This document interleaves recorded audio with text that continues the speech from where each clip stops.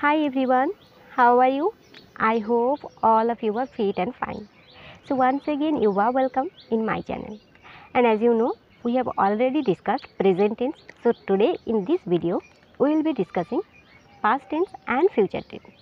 So now without any delay, let's get started. Past tense. তো আমরা আগের দিনই জেনে নিয়েছি এই প্রত্যেকটা টেন্সকে কটা ভাগে ভাগ করা যায় এবং তাদের ডেফিনেশনগুলো। আজকে আমরা দেখব পাস্ট টেন্স। এই পাস্ট টেন্সকে আরও চারটে ভাগে ভাগ করা যায়। Past indefinite, past continuous, past perfect and past perfect continuous. আজকে আমরা সিম্পল জাস্ট স্ট্রাকচার এবং উদাহরণের মাধ্যমে এই টেন্সগুলো আলোচনা করব। তো প্রথমে কি পাস্ট ইনডিফিনাইট, অতীতকালে যখন কোনো কাজ করা হয় তখনই আমরা সিম্পল পাস্ট অর্থাৎ পাস্ট ইনডিফিনাইট ব্যবহার করব। চলো দেখে নিই আমরা উদাহরণ। আমি কাজটা করেছিলাম, I did the work.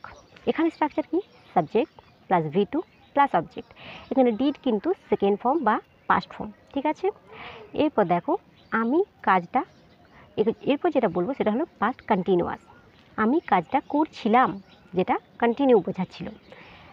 I was doing the work, I was doing the work. এখানে কি structure subject plus was were plus ভার্বের সাথে আইএনজি যোগ প্লাস অবজেক্ট। এরপর হলো পাস্ট পারফেক্ট টেন্স। তো পারফেক্টে কী হয়, একটা কাজ হওয়ার আগে আর একটা কাজ সম্পন্ন হয়, কিন্তু এখানে সেটা বোঝাবে অতীতে একটা কাজ হওয়ার আগে আর একটা কাজ হয়েছিল। যেমন একটা এক্সাম্পলেই দেখো, এই একই রকম এক্সাম্পল। আমি কাজটা জাস্ট শেষ করেছিলাম, মানে কোনো একটা কাজ করার আগে আমি কোনো একটা কাজ সেই করেছি। I had done the work, I had done the work. Subject plus had plus V3 plus object. এরপর দেখব পাস্ট পারফেক্ট কন্টিনিউয়াস। তো অতীতে দীর্ঘক্ষণ ধরে যখন কোনো কাজ চলছিল বোঝাবে, তখন সেখানে হবে পাস্ট পারফেক্ট কন্টিনিউয়াস।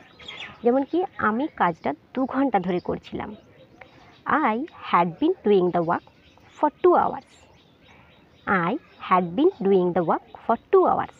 এখানে স্ট্রাকচার কি subject plus had plus been plus ভার্বের সাথে আইএনজি যোগ প্লাস অবজেক্ট।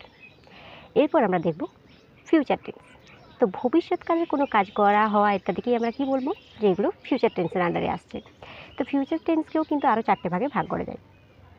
একটা হলো future indefinite, future continuous, future perfect and future perfect continuous. প্রথমে দেখে নেব ফিউচার ইনডিফিনাইট। সিম্পলভাবে যখন ভবিষ্যতে কোনো একটা কাজ করবো বোঝাবে, তখনই আমরা ফিউচার টেন্স ইউজ করব। আর এখানে যেটা স্ট্রাকচার হবে সেখানে কিন্তু শ্যাল বা উইল আমাদের আনতে হবে, ঠিক আছে। শ্যাল উইল থাকা মানে সেটা কিন্তু ফিউচার টেন্সের কথাই আমরা বলছি। যেমন দেখো এখানে যদি আমরা একটা উদাহরণে বলি, ফিউচার ইনডিফিনাইটে আমি কাজটা করব, I shall do the work. আমি কাজটা করব, এখানে স্ট্রাকচার ওই যে বললাম সাবজেক্ট প্লাস শ্যাল বা উইল প্লাস এখানে কিন্তু আই শ্যাল ডু, এখানে ভার্বটা কিন্তু বেস ফর্ম হবে। শ্যাল বা উইলের পর যে ভার্বটা আমরা ইউজ করব ফিউচার টেন্সের ক্ষেত্রে সেটা কিন্তু V1 বা বেস ফর্ম হবে। এরপর দেখো ফিউচার কন্টিনিউয়াস, আমি কাজটা করতে থাকবো, কন্টিনিউ বোঝাচ্ছে। তাহলে কি হবে, I shall be doing the work, I shall be doing the work. এখানে স্ট্রাকচার কি সাবজেক্ট প্লাস শ্যাল বা উইল প্লাস বি প্লাস ভার্বের সাথে আইএনজি যোগ প্লাস অবজেক্ট। এরপর কি ফিউচার পারফেক্ট টেন্স। তো ফিউচার ভবিষ্যৎকালে যখন একটা কাজ করার আগে আর একটা কাজ সম্পন্ন হয়, তখনই আমরা সেটা বলবো কি future perfect tense. I shall have done the work before you come, I shall have done the work before you come.